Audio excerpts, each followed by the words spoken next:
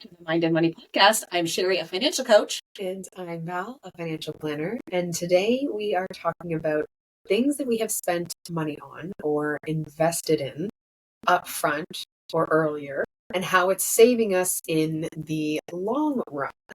I guess let's start off with the shoe one. So Sherry and I are both runners. Live, laugh, run. We love to run. So when it comes to running shoes, quality is important. You can get some really cute ones off Amazon, but cute and cheap.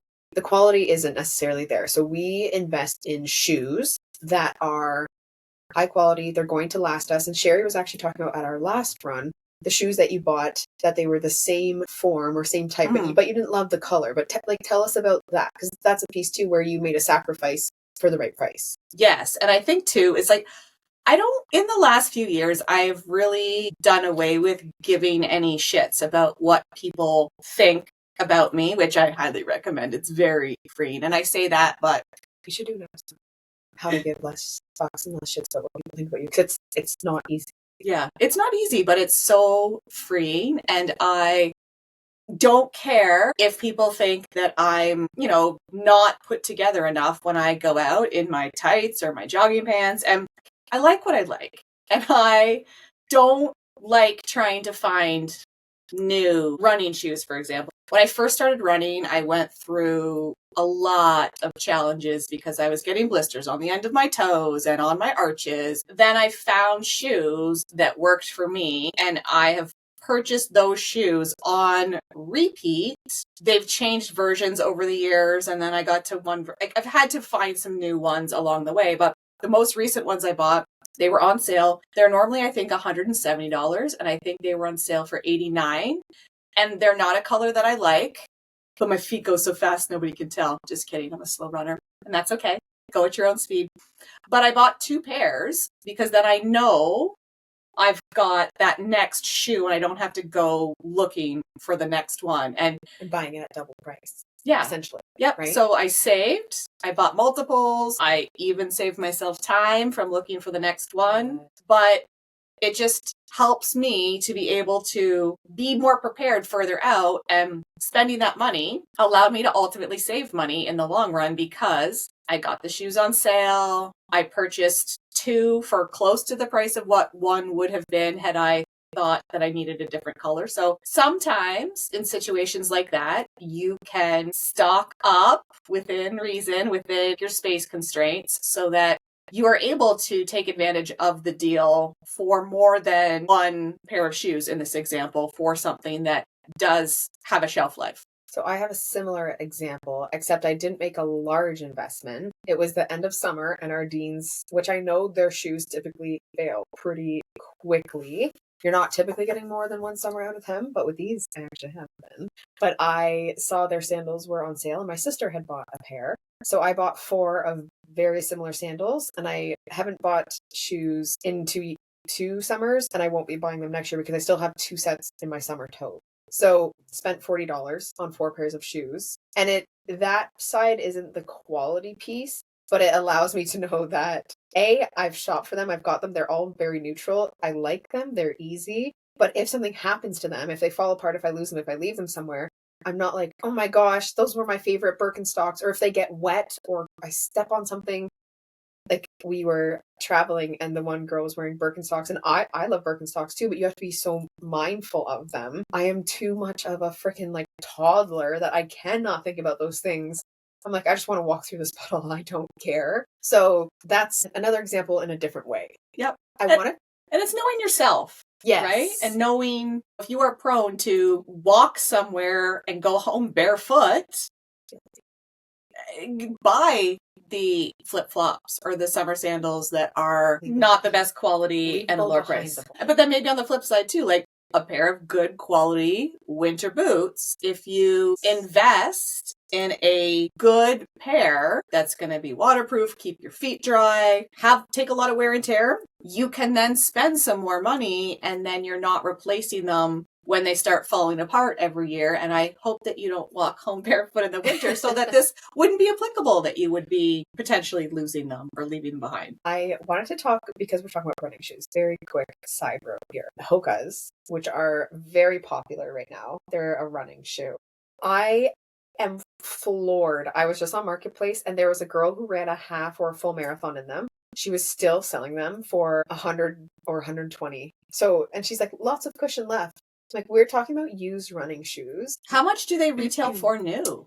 They go, the ones I've seen, I think like a very lowest price would be like 150 to 2 to 3. Well, it's average for a good quality shoe. Right. But you can't, like, you've put a lot of miles on those. You can't resell them for that. And you gotta shoot your shot though. Yeah.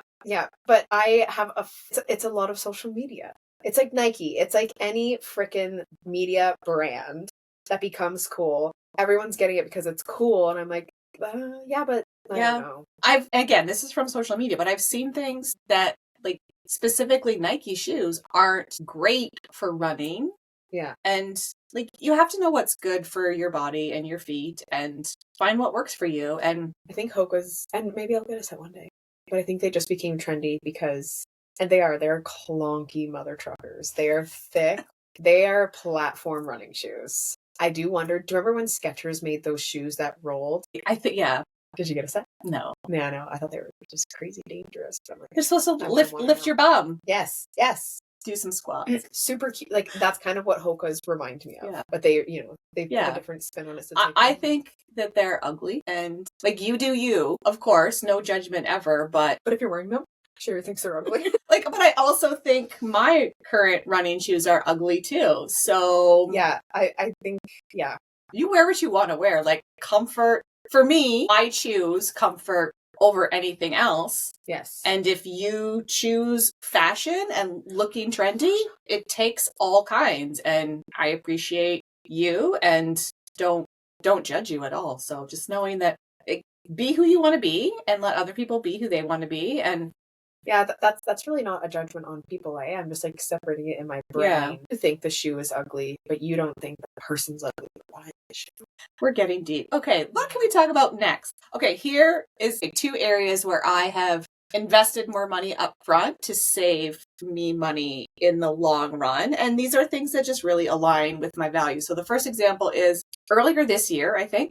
Time blindness makes me know that it's maybe not this year, but I invested in a red light mask for my face and then one for my neck and chest area. And yes, I know we can all age gracefully, but I want to take some drinks from the fountain of youth. And that investment means that I don't feel tempted to go and get cosmetic fillers or anything like that. So it's a longer term investment. It's going to last me for hopefully a long time, but then it allows me to do some like preventative stuff for my skin that has longevity to it. And then the other example, I'm sure I've talked about this before, but I purchased a couple of years ago and like not a high end, but like a decent investment. I think I spent $700 on an espresso machine, and that allows me to now have a high quality drink similar to Starbucks at home I've never added up what it actually costs, but it's a fraction, significantly less than Starbucks. Yes. And it gives me control over what goes into them, and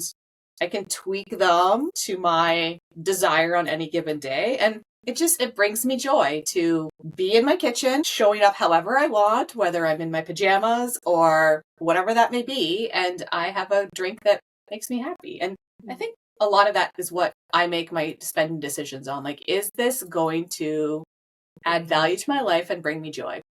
When it comes to another one that's similar is investing in workout equipment or machinery or weights in your home instead of the gym membership each month. So yes, larger upfront investment, but now you have something you can work out in socks. You can work out in what you want.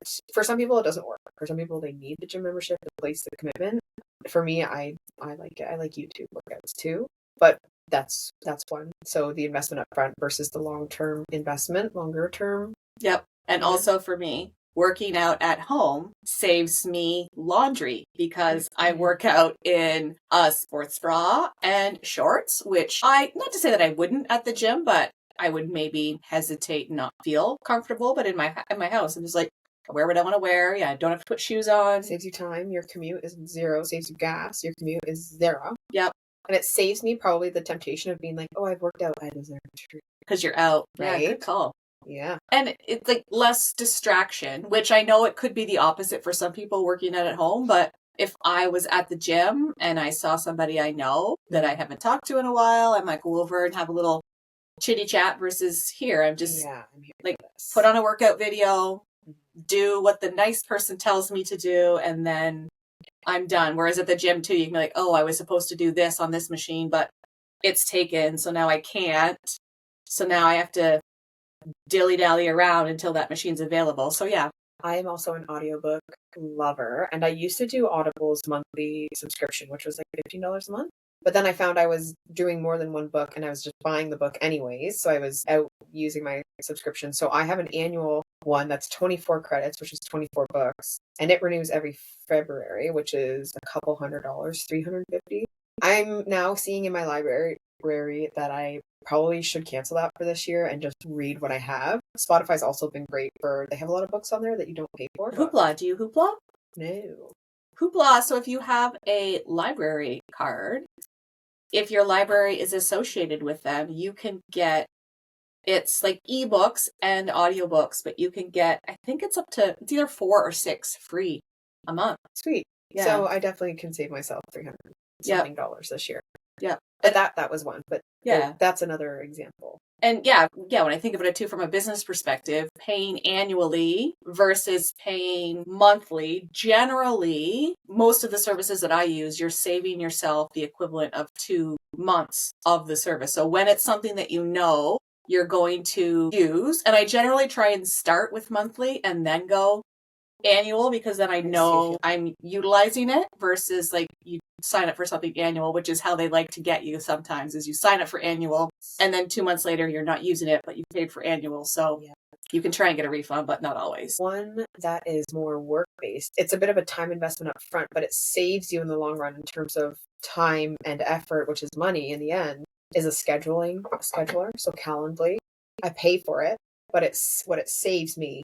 I invest in it, but it saves me. Yeah. Yeah. And if you are an entrepreneur and you have the need to meet with clients or anybody, I highly recommend, like, there are free options, and I started with a free option, but the ease of having a scheduler versus trying to figure out when 2 people can meet, it's a game changer.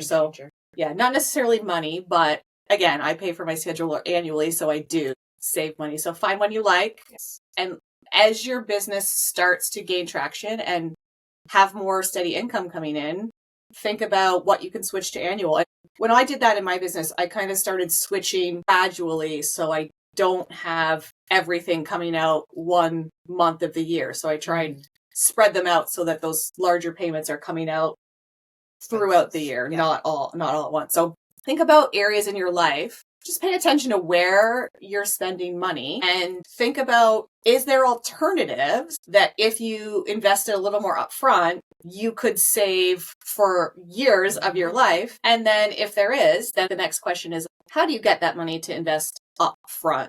Because that can be a challenge. So just think about putting a little bit of money away each time. If it's something like the espresso maker, think about cutting your takeout coffees for a chunk of time. Yeah. Could you go down and buy, like, if you get one every day, could you get 2 less a week and put that money aside, or get a regular coffee instead of a latte? Yeah. Think about the options, because there's the joy that having some of those things can bring you is just the joy of making coffee in my pajamas. I don't know. I'm really focused on the simple, slow life and being able to work out at home. And really, this is probably not the best for my mental health, but some weeks when the weather is shit, I'm at home a lot. Like, there are some days where it's like, it's Wednesday, I haven't left the house since Sunday. And I do try and get out for walks and stuff like that when the weather's nice to get some sun on my face. But I am completely content to be at my house and have my virtual meetings with my clients, who I love them to death because they're fucking amazing. And yeah, just slow life. I spend enough time. we always take a turn. The actual episode title may or may not represent less than 50% of what we talked about. So yeah, focus on what you want in life and how you can reduce your expenses today to invest in things in the future and spend your money how you want. And if you're not spending your money how you want, how can you change it? Yes. So that's our challenge to you today. Thanks for listening. Have a great day, and we'll see you next time on the Mind and Money Podcast.